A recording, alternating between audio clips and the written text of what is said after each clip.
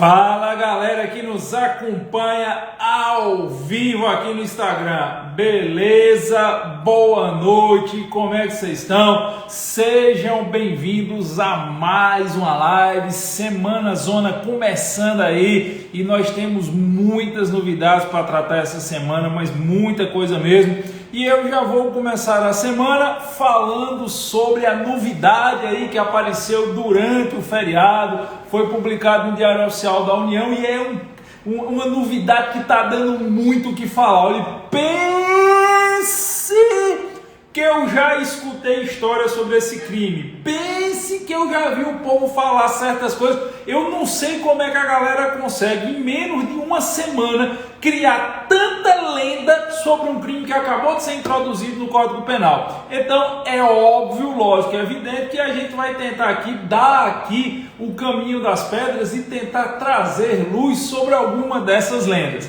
Eu quero avisar antecipadamente para todos que são nossos alunos aqui das carreiras policiais do JUS 21 ou que fazem alguma turma de pós-graduação que eu ministro aula, que tem minhas aulas, que eu já gravei a atualização sobre esse crime, que é o crime de stalking, tá certo? Eu já gravei a atualização, eu já postei lá, eu não fiz uma atualização rápida, porque é um crime que por deveras complexo, ele parece simples, mas ele dá muito pano para manga para análise doutrinária, então tem quase 2 horas de aulas gravadas hoje pela manhã e que já estão disponibilizados para todos os nossos alunos das carreiras policiais 2021 e também para as turmas de pós-graduação a qual eu ministro aula. Eu não dou aula em todas as turmas de pós do JUS, é impossível para mim, até porque são muitas turmas, mas naquelas que eu ministro aula, que tem o meu módulo lá de crimes em espécie, também já está disponibilizado para vocês. Aqui a gente vai tentar esclarecer as principais lendas. O povo me ligando aqui, foi mal, deu uma travadinha aí, é o povo me ligando aí na hora da live. Então, pessoal, vamos começar aí. Vocês que estão acompanhando, vê se voltou aí.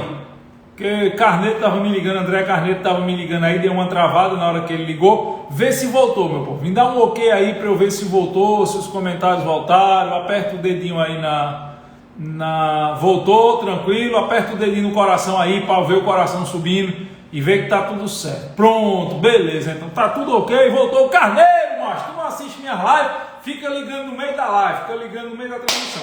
Então bora lá, vamos falar aqui sobre o crime de stalking. E a primeira coisa que eu peço a vocês é, pelas 10 chagas de Mané Valentim, não confunda stalkear, esse hábito que muita gente tem na internet, com o crime de stalking. Stalkear por si só não significa dizer que você está incorrendo em crime. E aí eu já preciso esclarecer essa lenda aqui para vocês. Qual é a lenda que eu preciso esclarecer? Eu tenho ouvido muitas pessoas dizendo assim, olha, se você está stalkeando a vida dos outros na internet, você está cometendo crime a partir de hoje. Bom, vamos entender o que é stalkear para depois a gente falar sobre o crime.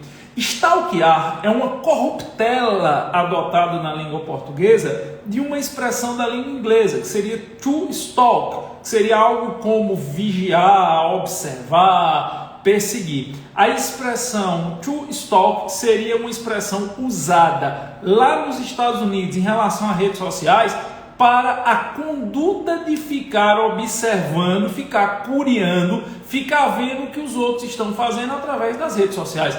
Tem gente que posta nas redes sociais da hora que está escovando o dente até a hora que vai dormir. Então, stalkear é acompanhar a vida dos outros através das redes sociais.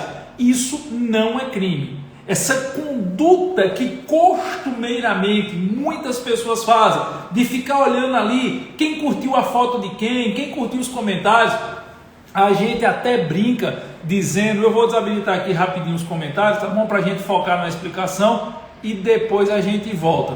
Eu até brinco dizendo que algumas pessoas elas se especializam em saber o que aconteceu em um determinado contexto, olhando os detalhes da foto, olhando os comentários. Eu brinco dizendo que o perigo está nas curtidas, né? Às vezes uma pessoa pega uma foto que um indivíduo postou, pega a foto que outro indivíduo postou, pega um comentário, uma curtida numa terceira foto, junta as informações e consegue criar um cenário e saber exatamente o que aconteceu em um determinado contexto. Isso é stalkear. Vocês podem até achar que o que eu estou dizendo é brincadeira, mas tem muita gente mesmo aí na internet que tem essa capacidade. Eu vou até, antes de tirar os comentários aqui, eu vou reativar os comentários e vou fazer uma pergunta a você que está me acompanhando agora. Você conhece gente dessa natureza? Você conhece gente que, pelo detalhe, pega a foto lá que está no Instagram, amplia aí para ver se dá para saber qual é o local, aí vai na foto no Instagram de outra pessoa que está na primeira foto para ver se tem algum comentário, aí vai no Instagram de uma terceira pessoa que curtiu a segunda foto. Não tem muito isso? Tá aí, a galera está começando a dizer que conhece, sim. A Keila de Volta está dizendo, eu sou o FBI aqui. O Tássio Felipe está dizendo que conhece. A Catarina Lima, a Pridel Models, o Júlio. Quer dizer, todo mundo conhece alguém que faz isso. Isso é stalkear. Podem ficar tranquilo, crianças. Podem desanuviar o seu coração. Essa sua curiosidade, essa sua capacidade de saber quem estava onde, com quem estava e fazendo o quê, não é objeto de tutela do direito penal. Essa conduta de stalkear por si só não caracteriza crime, ao contrário do que os outros estão, ao contrário do que muita gente está dizendo aí nas redes sociais. Essa curiosidade, desativar os comentários aqui, depois eu ativo de novo, essa curiosidade muitas vezes mórbida que os outros têm de dar notícia da tua vida, por si só não é crime. Por quê? Porque a conduta que está sendo chamada de stalking ou crime de stalking, que na verdade o termo técnico seria crime de perseguição, vai muito além da simples curiosidade. Vai muito além de estar sendo feita uma observação da vida dos outros, que é o normal de se chamar o stalkear, o stalkeamento. Por quê? Vamos observar aqui a letra da lei. Eu vou pegar aqui especificamente a redação do caput do artigo 147A do Código Penal. Não confundir com 147 puro, que é o crime de ameaça, tá? Eu estou falando 147A, que é uma redação que não existia e que foi introduzida agora no final de semana passada pela Lei 14.132 de 1º de abril de 2021. Olha a letra da lei e eu vou frisar algumas expressões aqui.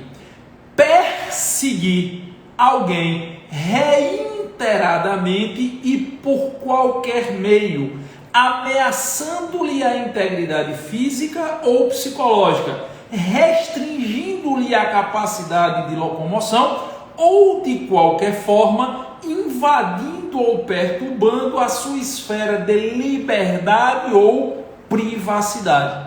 Repare que o nosso legislador, em momento algum, ele quis tutelar a curiosidade. Que o nosso legislador, em momento algum, ele quis tutelar ali o fato de um estar querendo saber da vida do outro através de redes sociais. Não! O nosso legislador, ele está tutelando aqui a perseguição. E aí eu gostaria de já começar a análise desse tipo penal, frisando o verbo nuclear do tipo, que é o verbo perseguir. Por que eu gostaria de frisar isso? Por um motivo muito simples. O verbo perseguir, etimologicamente, deriva de uma expressão latina, persequere. Persequere, em latim, tanto significa ir atrás de alguém, como também significa, segundo o dicionário Aurélio, atormentar, provocar aborrecimento ou importunar. Perceba, a expressão nuclear do tipo, ou seja, o verbo nuclear do tipo, é o verbo perseguir. Perseguir, que na sua etimologia latina, e nós somos juristas, nós precisamos do latim para entendermos a origem das expressões, tem persequere. Persequere tanto é ir em busca de alguém, sair na captura de alguém, como pode também ser traduzido como atormentar, provocar aborrecimento, importunar a privacidade de outrem. Eu estava fazendo algumas pesquisas no final de semana, inclusive sobre a etimologia dessa palavra, e eu vi que nas catilinárias, nos discursos de Cícero contra Catilina, lá no Senado Romano, ele usa por diversas vezes essa expressão persequere para dizer que Catilina estava importunando o Senado e aborrecendo as pessoas de bem com suas intromissões, com tentar saber o que se passava dentro da casa dos outros para usar isso contra eles. Então é nesse sentido, é no sentido latino, é no sentido dado lá pela obra clássica Catilinárias, que o verbo perseguir deve ser entendido por vocês. Pratica o crime de stalking aquele que persegue, importuna, causa constrangimento, abstrai a possibilidade do pleno exercício da liberdade de outrem por qualquer meio.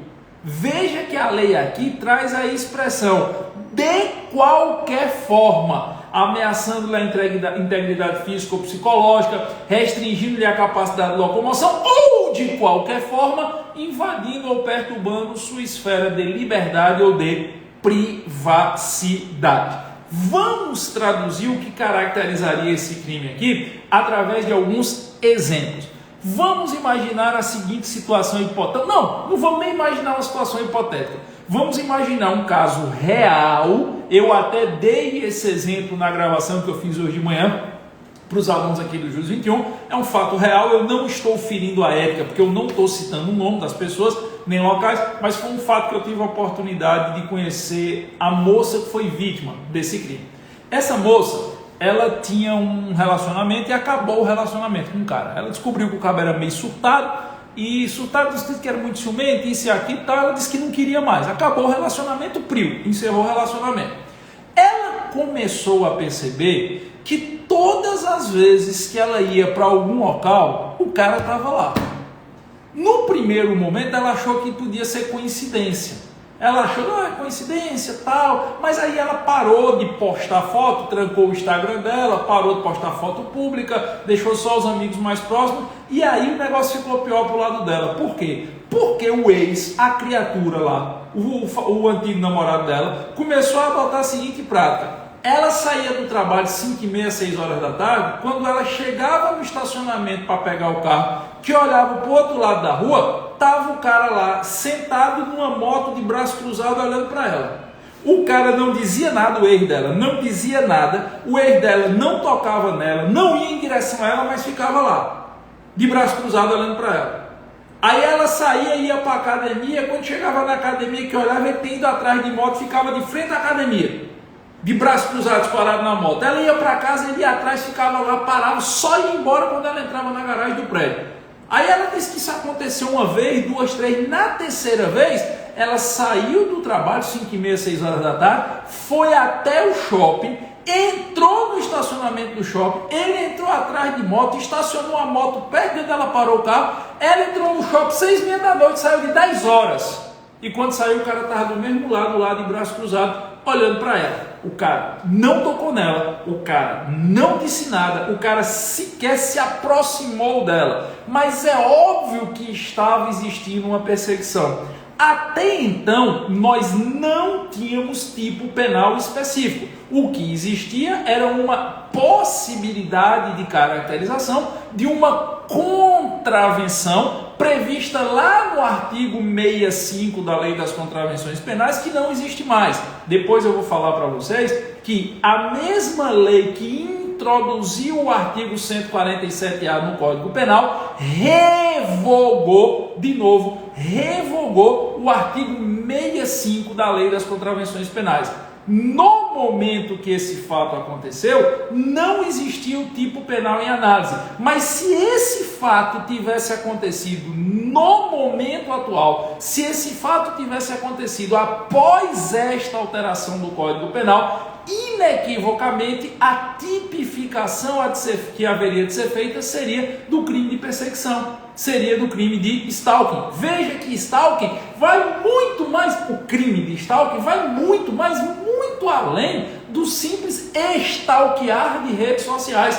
Veja o tamanho da besteira que algumas pessoas estão dizendo aí no meio do mundo, que se você ficar olhando as fotos dos outros, você está cometendo crime. É óbvio que não. Aqui é no sentido de perseguir mesmo, de constranger, de tolher a liberdade, de importunar o indivíduo. É tanto que quando você vai fazer uma classificação topológica do crime em análise, Giovanni, pare e debreie. Eu não sei o que é uma classificação topológica.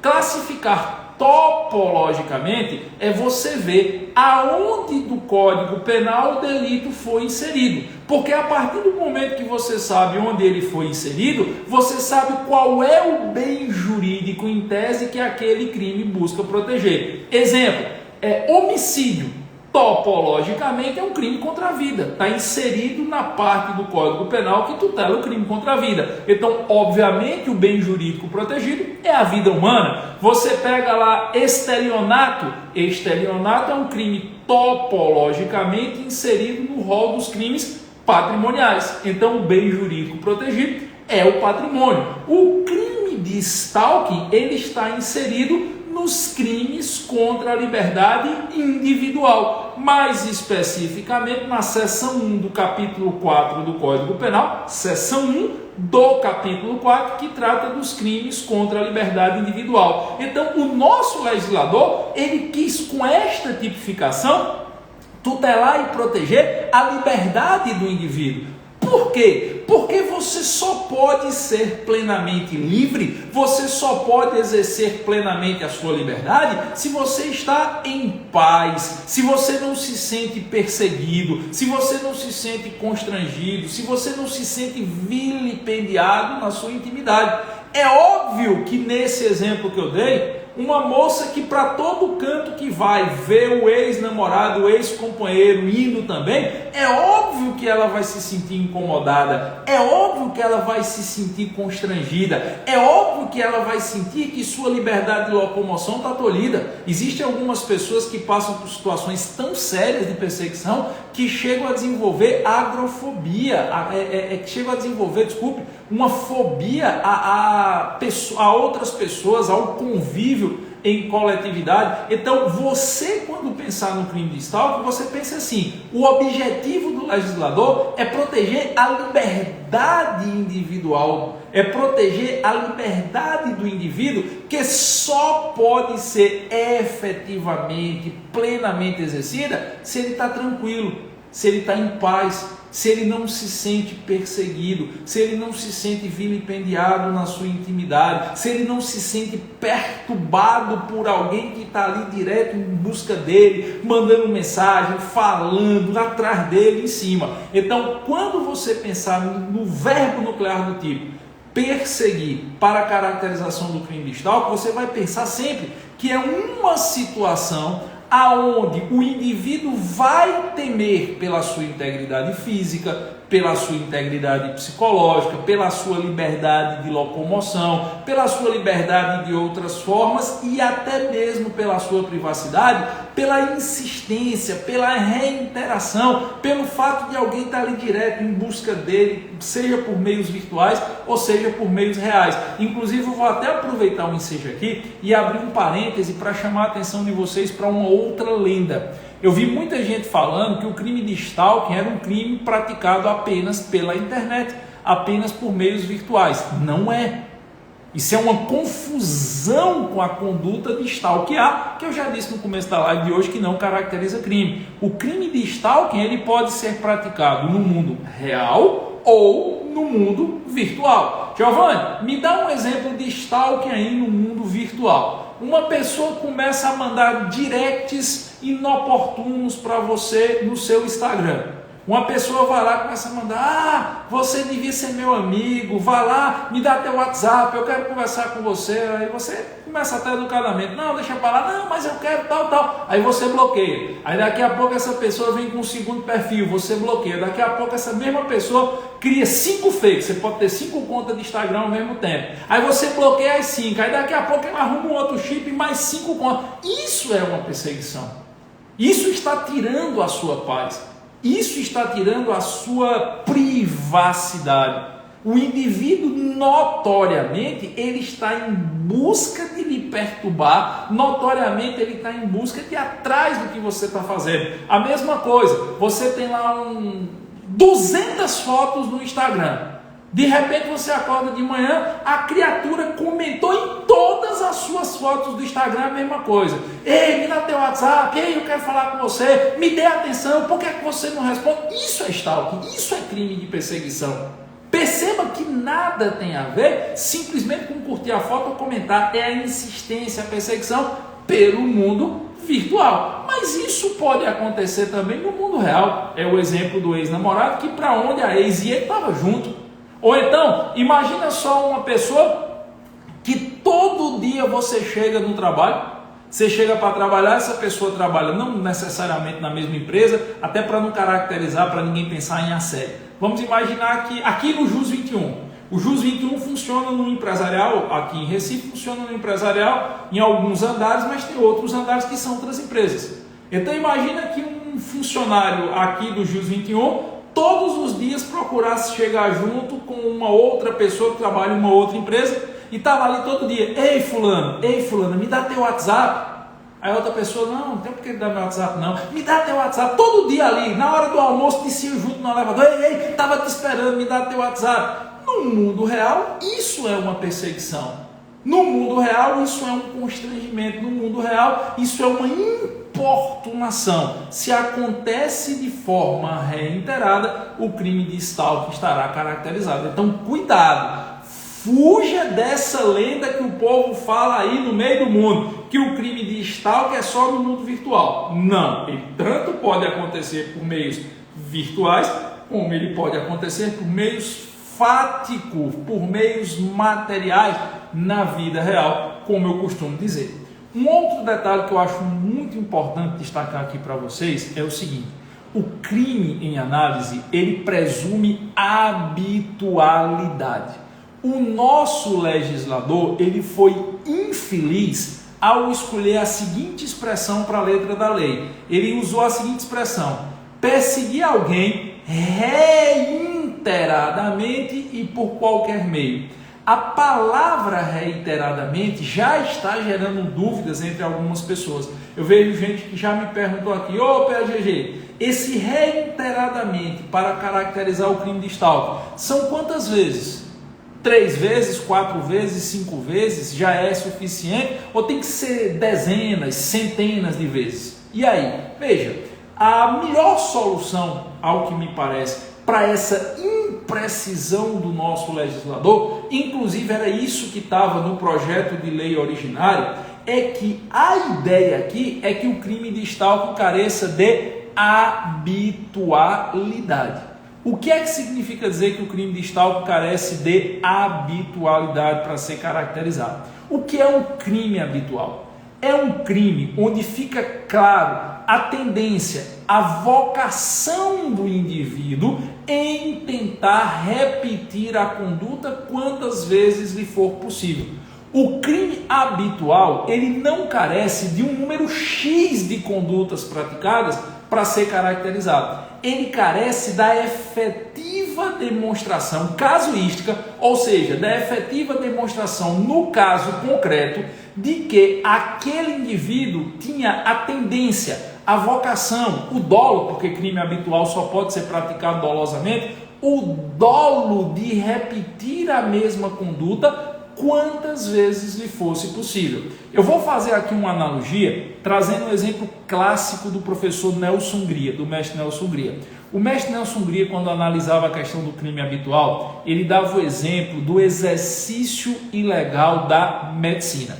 E ele dava o seguinte exemplo: imagine só que um estudante de medicina, um indivíduo que é estudante, ele não é médico. Se ele é estudante, se ele é acadêmico de medicina, ele não é médico. O cara está lá no 4º ano de medicina, terminou agora o 8º período. Esse cara está desejando comprar um presente para a namorada, mas está liso. Aí o que é que ele faz? Ele fala com um médico formado, que é amigo dele, para que ele, estudante de medicina, tire 3 ou 4 plantões no lugar desse médico, exclusivamente para receber o pagamento pelos plantões e poder comprar o presente da namorada. Nesse exemplo do mestre Nelson Hungria, o estudante ele não quer ficar tirando os plantões, ele não quer ficar se fazendo passar por médico ad eterno, ele apenas quer tirar uma quantidade específica de plantões com uma finalidade específica, que é ganhar um valor X para comprar um presente para a namorada. Segundo o mestre Nelson Hungria, nesse caso não será possível caracterizar o delito de exercício ilegal da medicina, porque a habitualidade necessária à caracterização do crime não pode ser reconhecida. E perceba, não é por causa da quantidade de atos caracterizadores do verbo nuclear do tipo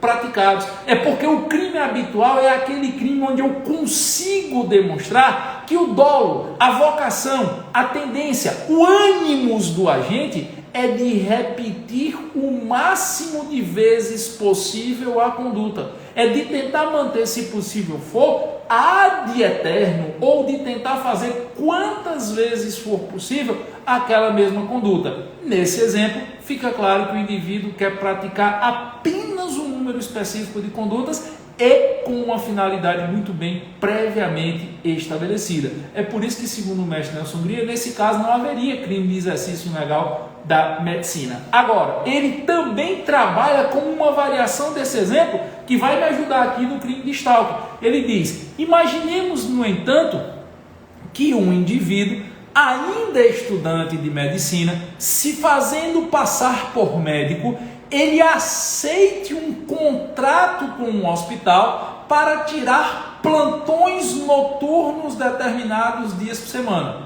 Ou seja, ele firmou um contrato, se fazendo passar por médico, para trabalhar naquele hospital 2 plantões noturnos toda semana. Se levarem 10 anos para descobrir, 10 anos não, porque daria tempo ele se formar, mas se levar lá 2 anos para descobrirem que ele não se formou ainda, ele vai continuar dando os plantões. Ele vai dar o primeiro, vai dar o segundo, até ele se formar, ou então até descobrirem que ele não se formou ainda. Nesse caso, independentemente da quantidade de plantões que ele dê, já está demonstrada a tendência à habitualidade. O crime já está caracterizado. Como diz o mestre Nelson Hungria, se ele der o primeiro plantão e for descoberto no segundo, ou se ele só for descoberto no 100º plantão, a habitualidade está demonstrada pela sua conduta prévia. Então o crime está caracterizado. Eu acho que esse raciocínio que Hungria fazia para o delito de exercício ilegal da medicina pode nos ajudar a entender a habitualidade do crime de stalking. Quando o legislador falou reiteradamente, eu não tenho como mensurar uma quantidade mínima de repetição dos atos para que a perseguição possa ser caracterizada. É claro, se você estiver trabalhando aqui com números muito grandes, números muito absurdos, exemplo, o indivíduo ao longo de um dia mandou 300 mensagens de WhatsApp para o outro.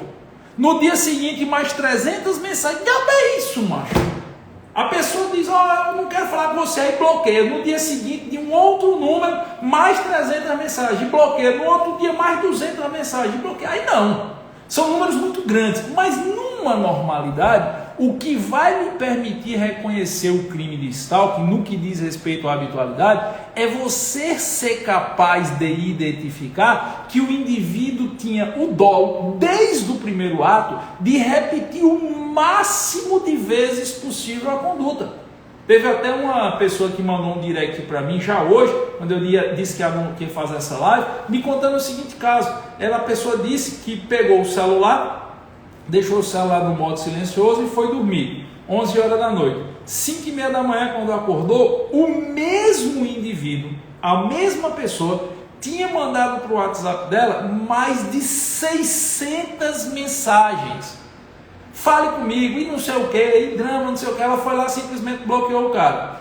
Quando foi mais ou menos 10h30 da manhã, aquele mesmo indivíduo de um outro número começou a mandar mensagem de novo. Ora, se ela deixasse, o cara ia passar 10 dias seguidos mandando milhares de mensagens todos os dias.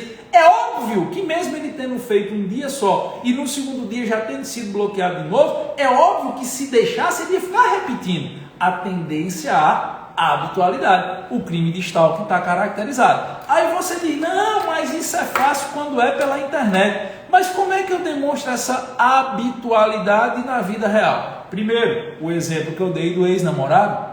O cara, vários dias, estava lá onde a pessoa se bulia, o cara ia atrás. E não só por ser vários dias, por ser vários contextos diferentes.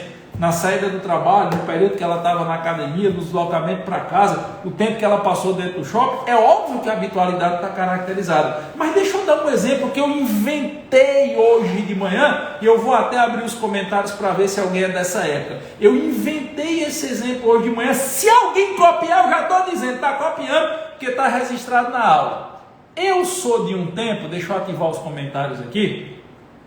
E se brincar, tem gente aí que já conheceu o doido que manda 400 mensagens, 500 mensagens no dia. Eu acho que a pessoa não faz mais nada, né? Tem que passar o dia com o celular na mão para dar vencimento para mandar 500 mensagens. O exemplo que eu inventei hoje de manhã foi o seguinte: se você é um pouquinho mais antigo feito eu, você lembra de um tempo que era moda carro de mensagem. Ah, o cara, como assim, Giovanni? Carro de mensagem? Que diabo é isso? Olha, carro de mensagem era o seguinte: o cara pegava um Fiat Uno, o cara pegava um Peugeot, que até hoje eu não sei porque é que carro de mensagem era Fiat Uno ou Peugeot, aqueles primeiros Peugeot 206, sei lá que diabo era o Peugeot, mas dava muito em Fiat Uno. O cara pegava um Fiat Uno, botava umas luzes giroscópicas embaixo do carro, uma luz fosforescente em cima do carro, um bocado de balão, uma boca de difusor, uma caixa de som em cima do carro. E normalmente o cara que vinha no carro, ele tinha voz de locutor de FM noturno em cidade do interior. Como diabo é isso, professor? Voz de locutor de FM noturno em cidade do interior? Se você é do interior, você vai identificar o que eu estou lhe dizendo. Antigamente, a voz do Brasil era todo dia de 7 às 8. Hoje pode passar de 8, de 9, de 10, de 11, mas antigamente era de 7 às 8. Então você, quando dava 8 horas da noite, que terminava a Voz do Brasil, você ligava o rádio, lá na Rádio Tempo, de Juazeiro do Norte, Princesa FM, da minha cidade natal, Crato, Rádio Difusora da Bahia FM, aquela Rádio Grande Rio de Petrolina, que eu escutei muito também, a Rádio Vila Bela de Serra Talhada FM, era sempre a mesma coisa, aquele cara com voz de locutor assim impostada, era sempre um locutor impostado, parecia que estava tendo um orgasmo na hora que falava, sempre aquelas músicas românticas internacionais, tinha a tradução da noite, tradução da música da noite, que era uma música em inglês lá, era sempre a mesma música, Whitney Houston, Kenny G, e não sei o que, Scorpions, mesma coisa. Pois bem, o carro de mensagem chegava com um cabra, com aquela voz de locutor de FM, aquela música que passava em FM de noite antigamente, parava na porta da casa da, aspas, vítima, soltava um bocado de foguete, para chamar a atenção da vizinhança todinha. Aí ele vinha: atenção fulana de tal, apareça para a mensagem romântica e a mensagem do coração.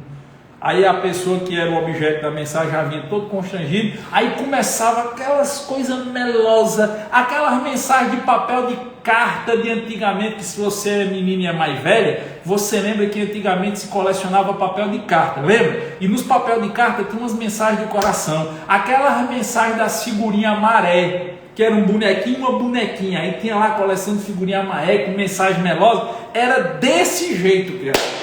Carro de mensagem era desse jeito. Olha, graças a Deus eu nunca recebi uma mensagem dessa não.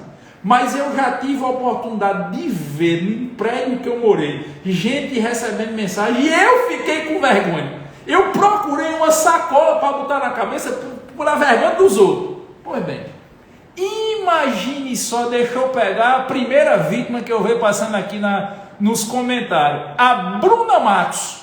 Imagine só, que Deus o livre e guarde, Bruna, bata na madeira para isolar. Uma criatura cismasse que queria namorar com você.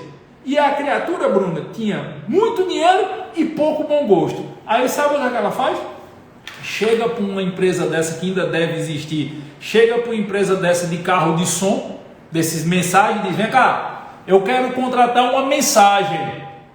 Pois não, para hoje? Não, para hoje não, para o ano todo.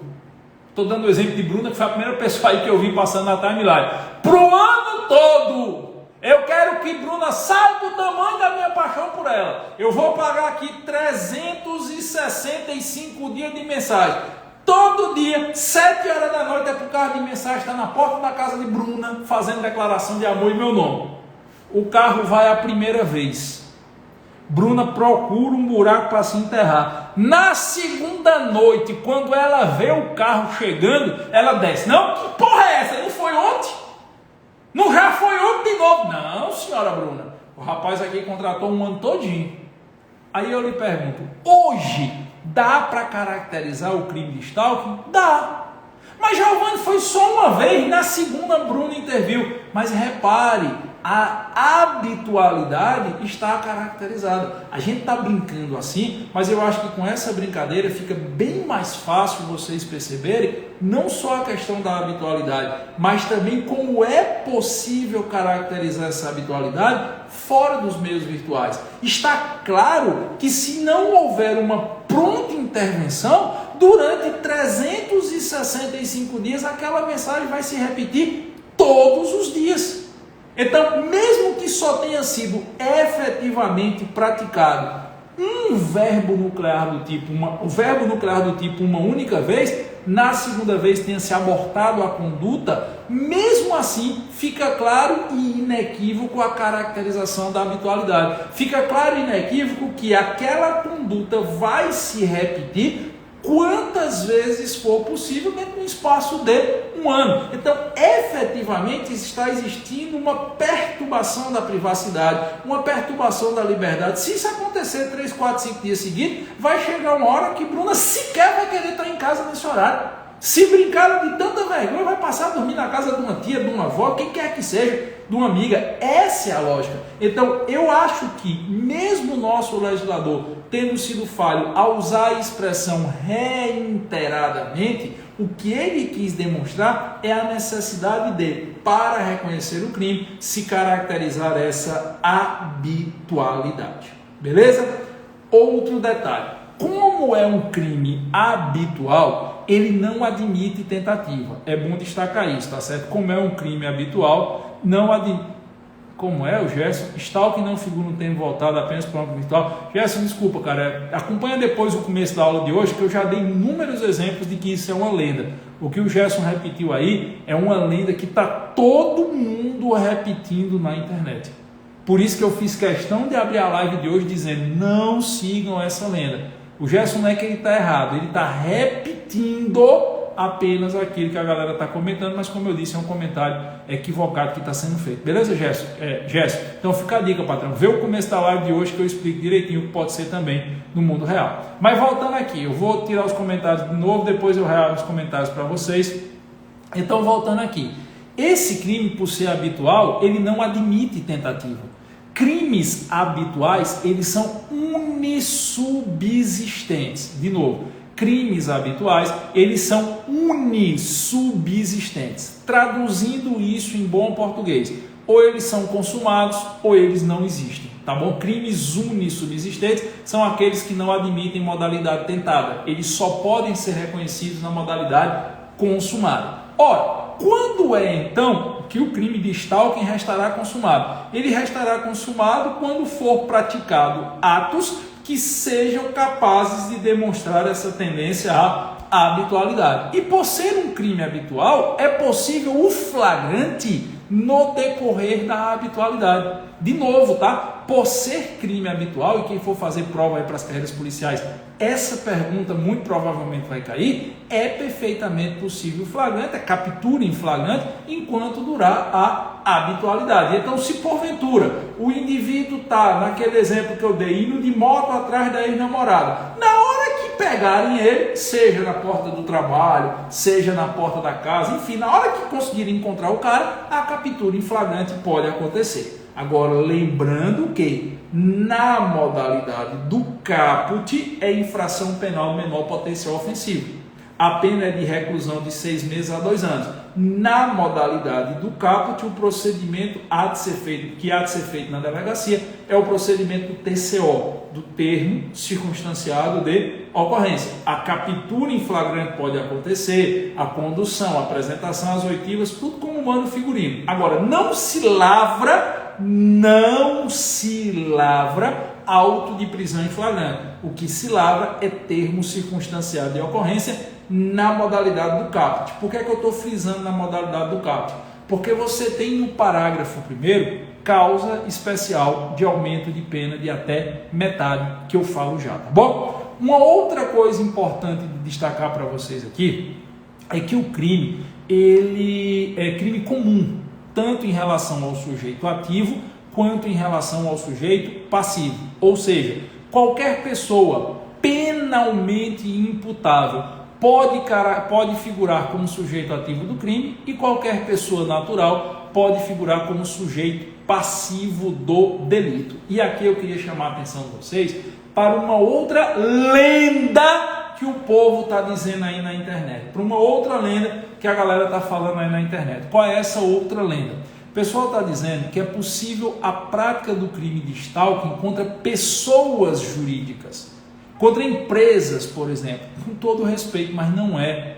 Por isso que eu fiz questão de, no começo da live, dizer que topologicamente esse novo delito está inserido nos crimes contra a liberdade individual. PJ, pessoa jurídica, não possui esse bem jurídico da liberdade individual. Logo, eu não posso praticar um crime contra uma abstração de direitos, que é a pessoa jurídica, que não tenha esse bem jurídico. Giovanni, você está dizendo que pessoa jurídica não pode ser vítima de crime? Não, eu não estou dizendo isso.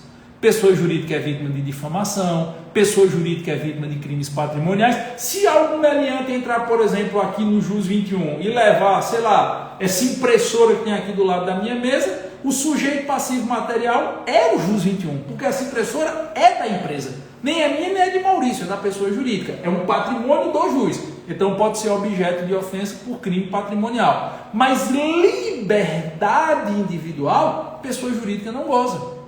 Só quem goza de liberdade individual são pessoas naturais. Então não tem como você praticar esse delito de stalking em detrimento de uma pessoa jurídica.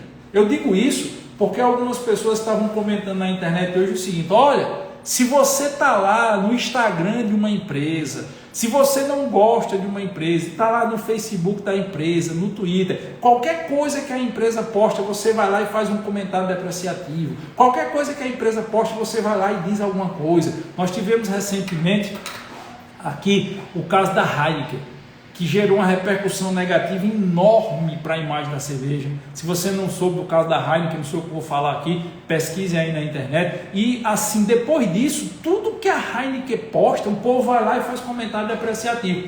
Depois que houve aquele problema da Heineken lá com o pessoal que gosta de churrasco, toda postagem que a Heineken faz no Instagram, no Twitter, tem gente que vai lá, uma chuva de gente que vai lá fazer comentário depreciativo. Isso pode caracterizar crime de stalking? Não, não pode. Por que não pode caracterizar crime de stalking? Mesmo que a pessoa esteja todo dia lá no Instagram depreciando a Heineken, por um motivo simples: não há ofensa à liberdade individual, porque pessoa jurídica não tem liberdade individual. Você pode até pensar em crime contra a honra, você pode até pensar em crime de difamação, você pode pensar em responsabilidade civil a título de perdas e danos, mas crime de stalking não. Agora, vamos imaginar que eu faço uma postagem no meu Instagram. E aí o indivíduo vai lá todo dia aperrear, perturbar, eu bloqueio o cara, ele cria outro perfil feio. Tá, aí sim, porque está ofendendo a minha liberdade individual.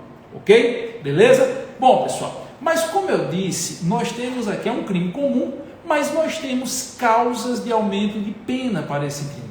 Se o crime de stalking for praticado contra criança, adolescente ou idoso, a pena é aumentada. É o parágrafo 1º, inciso 1. Criança, adolescente ou idoso. Criança, quem tem menos de 12, adolescente menos de 18, idoso 60 anos ou mais. Se for praticado contra mulher, no contexto de violência doméstica e familiar, ou por descabo, menosprezo em relação ao gênero feminino, nesse exemplo que eu dei no começo da live, do ex-companheiro que estava todo dia atrás da ex-companheira, seria uma hipótese, se fosse hoje, certo? De crime de stalking contra uma pena aumentada, porque a vítima é mulher e o crime está sendo praticado no contexto de violência doméstica familiar ou por desprezo e menoscabo em relação ao gênero feminino. Mas a pena é aumentada se ele for praticado mediante concurso de 2 ou mais pessoas ou com emprego de arma. A lei aqui não especifica qual é a arma. Então, você está atrás de uma pessoa todo dia e para a pessoa se sentir intimidada, todo dia você chega lá, levanta a camisa e mostra que está armado. Todo dia você chega lá e levanta a camisa para a pessoa ver que você está sempre indo atrás dela e que está armado. Isso seria stalking com a pena majorada. Só que agora, não dá tempo de falar, tem muita coisa para falar sobre stalking, mas eu queria chamar a atenção de vocês para uma outra coisa que está gerando uma polêmica gigantesca na internet, que é a história da exceção da notoriedade para caracterização ou não do crime de stalking, principalmente por causa dos sites de fofoca e por causa da questão dos paparazzi. Como assim, Giovanni? Exceção de notoriedade, sites de fofoca, questão dos paparazzi, eu não entendi. Todo mundo sabe, eu não acompanho, mas todo mundo sabe que existem perfis no Instagram, no Twitter, programas de televisão, no YouTube, que vivem de falar da vida dos outros. E existem paparazzis. Giovanni, paparazzi, o que diabo é isso? É uma música da Lady Gaga, é? Não. Lady Gaga tem uma música chamada Paparazzi, que inclusive fala do stalking. Se você for no YouTube aí botar Lady Gaga e Paparazzi, é uma música lá que a tradução do refrão é mais ou menos assim: menino, eu sou sua maior fã, eu vou lhe amar, vou atrás de você. Essa música Paparazzi da Lady Gaga fala do stalking, fala do stalkear, mas o paparazzi que eu falo aqui é do fotógrafo. O paparazzi é o fotógrafo, é aquela pessoa que está sempre atrás de uma celebridade, que está sempre atrás de alguém conhecido, para fazer uma foto da intimidade, para poder descobrir uma fofoca, se João está ficando com Maria, se Antônio está botando Gaia em Ana, com Lúcia, enfim, essa figura. E tem gente que ganha muito dinheiro, inclusive comentando isso. Será que essa figura do paparazzi, será que essa figura do site de fofoca agora se caracterizou como crime? Será que Léo Dias agora, quem me acompanha aqui sabe quem é Léo Dias e entendeu a referência, será que Léo Dias agora estaria cometendo crime de stalking? Bom, é aí que entra a figura da exceção da notoriedade. Figura essa que já é muito utilizada em relação aos crimes contra a honra. A exceção da notoriedade é instituto supralegal. Por que supralegal? Porque não está escrito na lei, que é arguído e admitido como válido pelo STJ e o STF para análise dos crimes contra a honra. E eu não tenho dúvida que ele também vai ser arguído para análise do crime de stalking.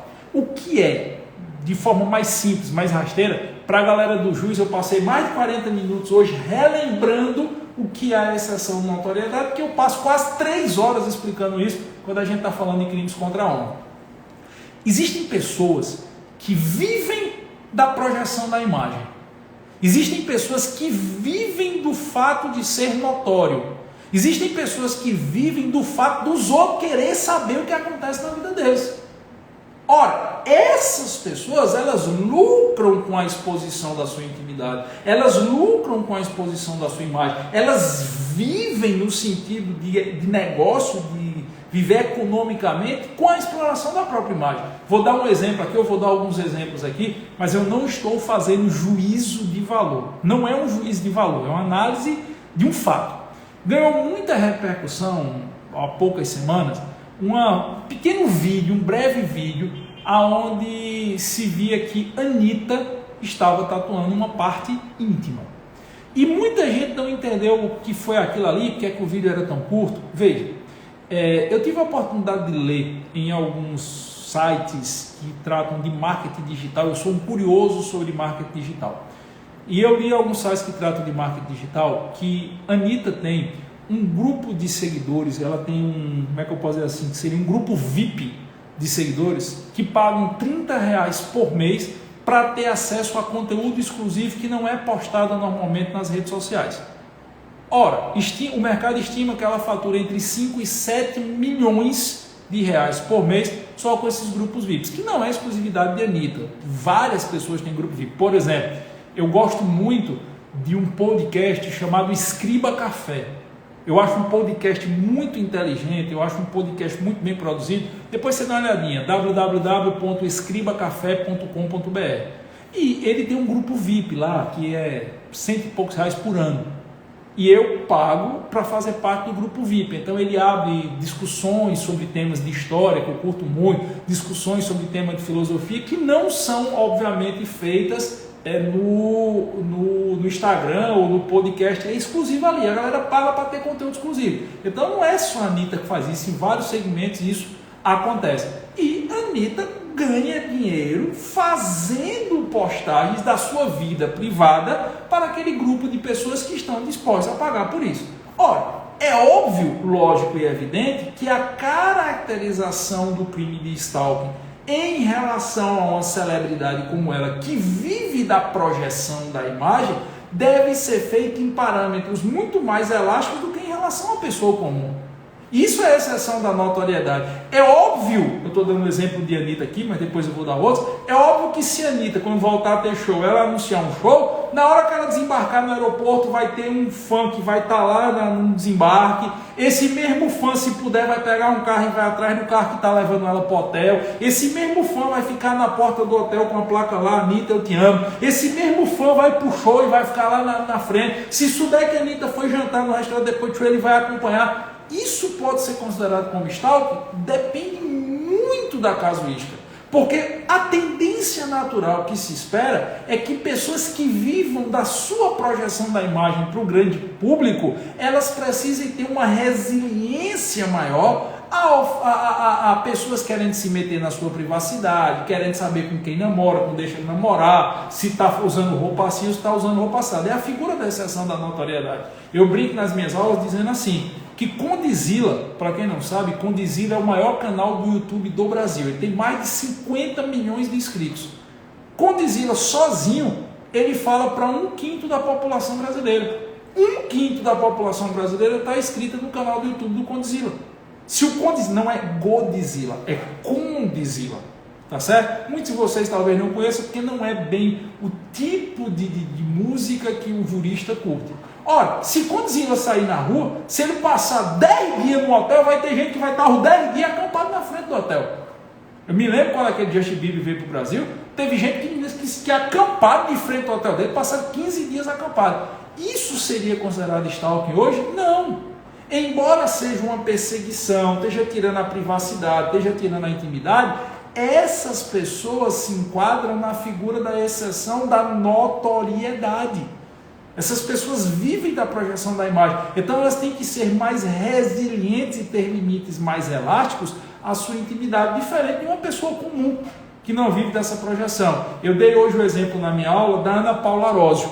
Se você é um pouco mais antigo, você deve lembrar, deixa eu abrir aqui os comentários para ver quem é tão velho quanto eu, deve lembrar da Ana Paula Arósio. Ana Paula Arósio é uma moça lindíssima, que fez várias novelas, era conhecidíssima, até um dia que se apaixonou, casou, foi morar numa fazenda no interior do Mato Grosso e depois foi morar no norte da Inglaterra e não quis mais saber de novela, não quis mais saber de televisão, o Instagram dela é fechado, pouca foto posta. Ela abdicou de viver da sua imagem e, consequentemente, ela tem o direito a uma maior preservação da sua intimidade. Ela tem o direito a uma maior preservação da sua vida íntima, de que ela já não quer mais ninguém atrás dela, tanto que ela não explora mais a imagem dela. Então, se você tem alguém que está atrás dela, se você tem alguém que está perseguindo, se você tem alguém que está lá efetivamente, o crime de stalking estaria caracterizado. Agora, é claro, quando eu digo que a exceção da notoriedade, ela traz uma interpretação mais elástica ao reconhecimento do stalker, eu não estou dizendo que o fato da pessoa ser famosa impeça que o crime seja reconhecido. Você pega o caso da Ana Hickman. O caso ficou famosíssimo da Ana Hickman, até porque o cunhado dela, em legítima defesa, deflagrou disparos em direção ao agressor. O cara não se contentava só em mandar mensagem para ela em rede social, ir para a porta do hotel onde ela estava. O cara chegou a invadir o hotel, invadir o quarto que ela estava. Aí não. Mesmo sendo uma pessoa conhecida, mesmo gozando da exceção da notoriedade, você ultrapassa qualquer limite possível e aceitável, mesmo em relação ao famoso. Se fosse hoje, o crime de stalking estaria caracterizado. Beleza?